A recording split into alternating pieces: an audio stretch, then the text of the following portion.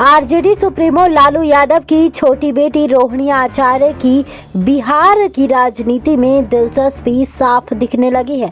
वह आजकल ट्विटर के जरिए सीएम नीतीश और राज्यसभा सांसद सुशील मोदी पर लगातार हमले बोल रही है।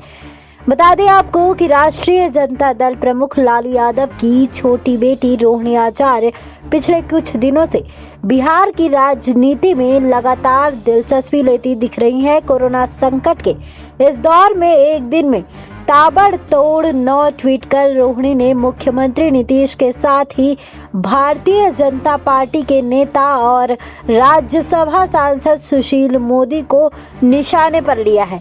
हाल के दिनों तक राजनीतिक बयानबाजी से दूर रही रोहिणी के इन बयानों से राजनीतिक हलकों में उनकी सक्रियता का अंदाजा लगाया जा सकता है।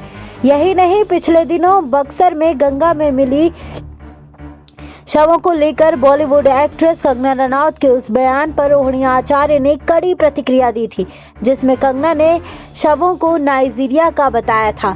उस समय रोहिणी ने कंगना को आंख की अंधी और दिमाग के पैदल बताते हुए कहा था कि राज्यसभा सीट या सीधे मुख्यमंत्री बनने की खातिर मानवता का गला घोटती यह दलाली ठीक नहीं है। वहीं बिहार की राजनीति में पहले से सक्रिय लालू की बड़ी बेटी और मौजूदा राज्यसभा सांसद मीसा भारती इन दिनों सोशल मीडिया पर उतना सक्रिय नहीं दिख रही हैं। बता दें आपको कि रोहिणी आचार्य ने एक ट्वीट में अपने पिता लालू यादव के बड़े आलोचक रहे बीजेपी नेता सुशील मोदी पर बड़ा हमला बोला है। सुशील मोदी के इस आरोप पर कि लालू यादव और राबड़ी देवी ने कोरोना वैक्सीन नहीं लेकर टीकाकरण के खिलाफ लोगों को उकसाया है, पर रोहिणी ने पलटवार इस पर रोहिणी ने पलटवार किया है। उन्होंने ट्वीट किया है कि पहले सरकार वैक्सीन लाकर दे तो सही। सुशील मोदी को जनता के बीच जाकर देखने की नसीहत देते हुए रोहिणी ने उन्हें ट्विटर मियां की उपाधि से नवाज डाला है। इसके साथ उन्होंने सुशील मोदी को झूठ का पुलिंदा तक करार दिया है। रोहिणी आचार्य ने यह आरोप भी लगाया कि वे कमीशन की खातिर एम्बुलेंस चोरों से मिले हुए हैं, जबकि एक अन्य ट्वीट में रोहिणी ने सुशील मोदी पर निशाना साधते हुए लिखा है, वैक्सीन और इंजेक्शन विदेश भेजकर कमीशन की खातिर खुलासा मियां ने अपने परिवार में टीका लगवाकर जनता को मरने के लिए छोड़ दिया है।